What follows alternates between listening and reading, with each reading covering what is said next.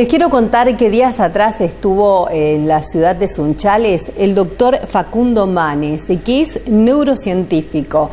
Es una entrevista muy importante la que vamos a estar compartiendo con todos ustedes sobre cosas que no estamos acostumbrados a escuchar, pero que nos pareció bueno que ustedes lo puedan conocer a través del programa de Buena Salud.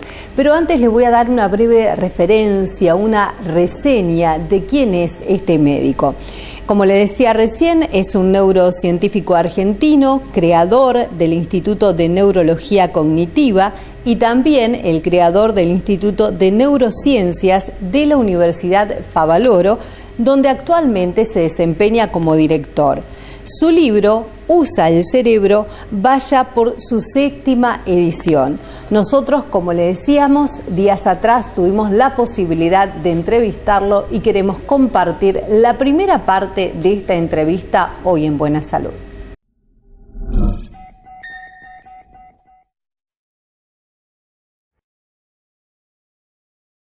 En el 71, John Coffey, un americano que trabaja en Londres, descubrió que si ponía las ratas en un lugar de la habitación se activaban unas neuronas, si la rata estaba en otro lugar se activaba otra neurona. Y ese experimento fue muy reconocido hasta que en el 2005 fue reforzado por un matrimonio noruego que descubrió que hay una grilla de neuronas en una zona del cerebro cerca de donde el primer investigador en el 71 había descrito las neuronas del lugar, que se encargaba de la navegación de la rata, del animal, y esto ocurre en humanos. Este sistema de neuronas nos permite orientarnos, navegar en el espacio, ir de un lado para otro, y se dio el premio Nobel por 2 motivos. Una es por la gran contribución de descubrir estas neuronas que se encargan de la posición nuestra en un lugar y el GPS interno, pero otro también, y es para mí lo fundamental del premio, es que fue un modelo concreto de neuronas, de una red de neuronas que se encargan de un pensamiento cognitivo complejo. Esto puede dar mucha luz a teorías sobre cómo pensamos, sobre cómo imaginamos, cómo funciona el lenguaje. Que un grupo de neuronas se encargue de un pensamiento complejo cognitivo da lugar a entender más el cerebro.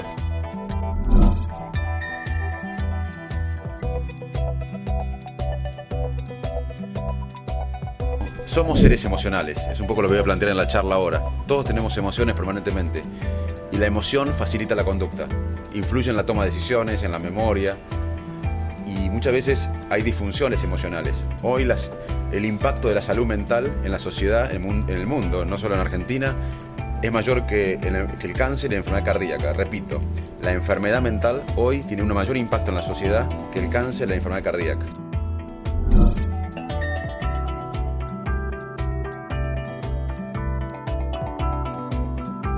Bueno, al cerebro le hace bien todo lo que hacemos bien al corazón. Por ejemplo, no tener sobrepeso, comer sano, una dieta rica en pescado, sobre todo en omega 3. Además, al corazón le hace bien y al cerebro también cuidar la tensión arterial, la glucosa en sangre, el colesterol. Pero más allá de que todo lo que hace bien al corazón hace bien al cerebro, y como decía Favaloro, una copa de vino tinto, digamos, los americanos dicen que una copa de vino tinto por día hace bien, los franceses dicen 3, así que con 2 estamos bien. Todo eso hace bien al corazón y por ende al cerebro. Para el cerebro le hacen bien 3 cosas independientemente. El ejercicio físico. El ejercicio físico genera nuevas conexiones neuronales y además es un ansiolítico importante, es un antidepresivo natural muy importante. Al cerebro le hace bien la vida social, la actividad social es muy importante, la gente aislada socialmente se muere antes. Y al cerebro le hace bien un desafío intelectual. Recién me contaba el secretario general que acá tienen un centro para estimular a los adultos mayores en cuanto a computación, a ejercicio físico. Bueno, es justamente lo que se necesita para mantener el cerebro en forma. Hoy sabemos que no hay que jubilarse nunca intelectualmente. Hay que jubilarse de lo que a uno no le gusta. Pero hasta el último día de nuestras vidas tenemos que hacer trabajar el cerebro.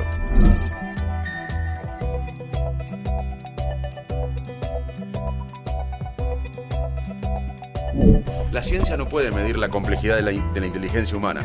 Hay un aspecto de la inteligencia que se puede medir, que es el coeficiente intelectual. Y que obviamente correlaciona la vida con tareas. Si uno quiere ser matemático y si tiene un coeficiente intelectual alto va a favorecer, porque hay una correlación entre el coeficiente intelectual que mide pruebas aritméticas y demás con la matemática. Pero para muchas cosas no se necesita una inteligencia analítica.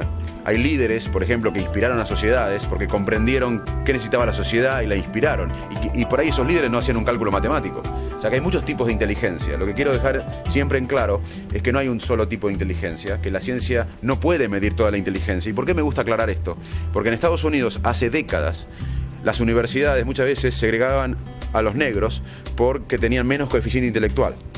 Lo que pasaba es que el coeficiente intelectual tiene un bagaje familiar y los negros venían de hijos o nietos de esclavos. Entonces le daban menos cupos en las universidades porque tenían un coeficiente intelectual menor. O sea que muchas veces lo que llamamos inteligencia se usó mal y en forma inmoral.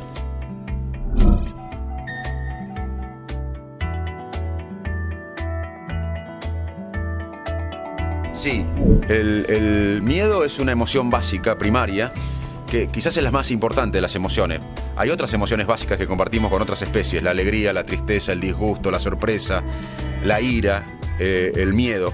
Pero el miedo es la más importante. Uno puede posponer todo en la vida. Puedes poner una copa de vino, una noche de sexo. Lo que no puede posponer es el peligro, porque quizás no hay otra posibilidad en la vida. Es un mecanismo normal. Uno tiene miedo a veces para cruzar una calle, si va a una noche oscura por un lugar peligroso. Eso es normal, es un mecanismo fisiológico normal. Y también tiene que ver con el sistema de ansiedad. El sistema de ansiedad fisiológico detecta el peligro y es normal, necesitamos detectar el peligro. El tema es cuando vemos peligro donde no hay. La patología, la ansiedad patológica es cuando la gente ve peligro donde no hay, porque se activa el mismo sistema de miedo, pero ante la ausencia de peligro.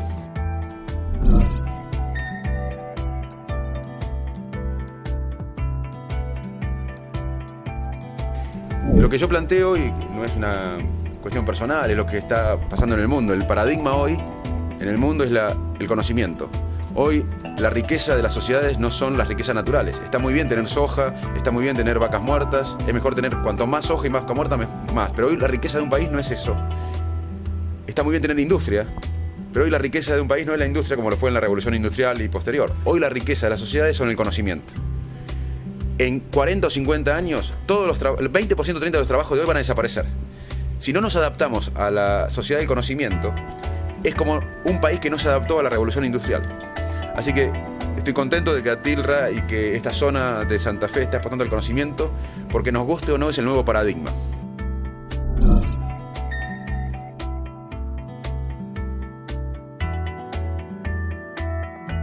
Bueno, el accidente cerebrovascular puede ser isquémico cuando hay un trombo, cuando hay disminución del flujo de sangre a una parte del cerebro, y puede ser hemorrágico cuando, por ejemplo, por hipertensión arterial, una arteria cede las paredes y hay hemorragia. Lo importante es la prevención. Obviamente que hoy hay centros, Fundación Favaloro es uno de los centros líderes en Argentina para tratar el accidente cerebrovascular, pero lo importante como médico también es la prevención. La medicina actual y la del futuro va a ser la de prevención. Y los accidentes cerebrovasculares se pueden prevenir, se pueden disminuir el riesgo, por lo menos, con todo lo que sabemos que hace bien al corazón y que ya René Favaloro venía diseminando de hace tiempo en la Argentina.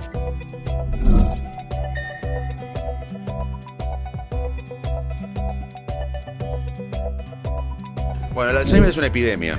Hoy los países no saben cómo enfrentar esta epidemia porque el principal factor de riesgo para la enfermedad de Alzheimer es la edad. Cuanto más edad, más Alzheimer. Y el mundo está envejeciendo. Entonces, los países desarrollados, y por supuesto que los no desarrollados, no saben cómo enfrentar esta epidemia porque el costo es enorme. No es solo el costo del paciente, sino el costo del impacto familiar. La gente que cuida a una persona con Alzheimer tiene depresión, ansiedad, estrés. Es como cuidar un chico a la edad que uno no está preparado para cuidar un chico. Entonces, estos costos implican que el Alzheimer hoy no es solo un problema médico, es un problema político, social y económico para las sociedades. ¿Por qué todavía no tenemos cura para el Alzheimer? Porque el Alzheimer, o lo que sí sabemos, es que cuando aparecen los síntomas del Alzheimer, ya hay décadas de cambios cerebrales. Si una persona tiene Alzheimer a los 70 años, los primeros síntomas, quizás desde los 40 años o 50 años ya el cerebro está cambiando. Y ninguna pastilla que demos cuando aparecen los síntomas va a cambiar una enfermedad que tiene 30 años de evolución en el cerebro. Entonces, el desafío futuro para curar la enfermedad de Alzheimer es dar drogas cuando el cerebro ya está cambiando hacia el Alzheimer, pero todavía no se manifestaron los síntomas. Y por suerte, esto está pasando en Colombia. Yo soy parte de este proyecto. En Colombia hay un proyecto que puede cambiar el destino del Alzheimer. porque lamentablemente hay una familia de 5.000 miembros que tiene un gen en el cual sí o sí las personas con esa mutación genética van a tener Alzheimer. Y hay una cosa rara, que es personas que tienen la mutación genética para Alzheimer, van a tener Alzheimer, pero todavía no tienen los síntomas. Es el lugar ideal para aplicar la droga. El National Health Institute de Estados Unidos contactó a Francisco Lopera, es un neurólogo, un héroe colombiano, amigo mío. Por suerte, Lopera aceptó hacer este protocolo. Yo estoy revisando los datos, el National Health Institute me nombró uno de los jurados de los datos y ya empezamos a tratar estos pacientes. En realidad no son pacientes, son personas que no tienen síntomas, pero tienen un gen que van a sí o sí desarrollar Alzheimer. Y probando la droga ahí, quizá...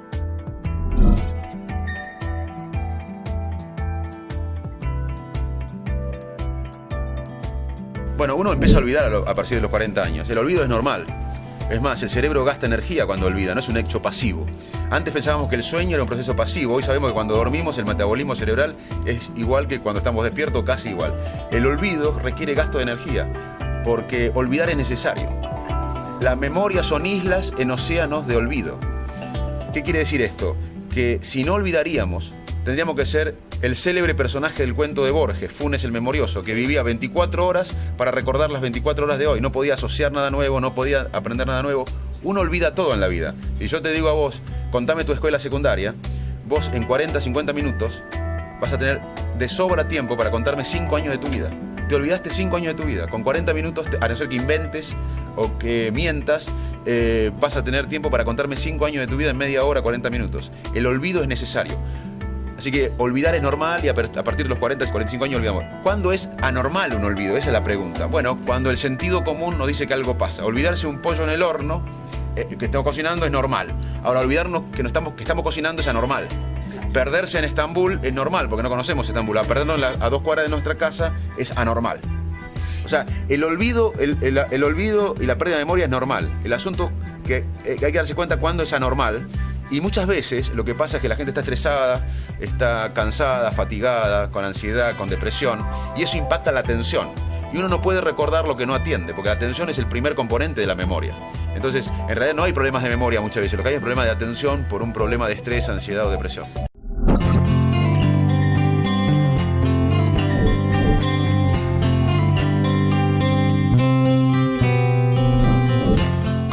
De esta forma llegamos al cierre del programa de hoy. A todos ustedes, como siempre, muchísimas gracias por habernos acompañado. Será hasta la próxima semana.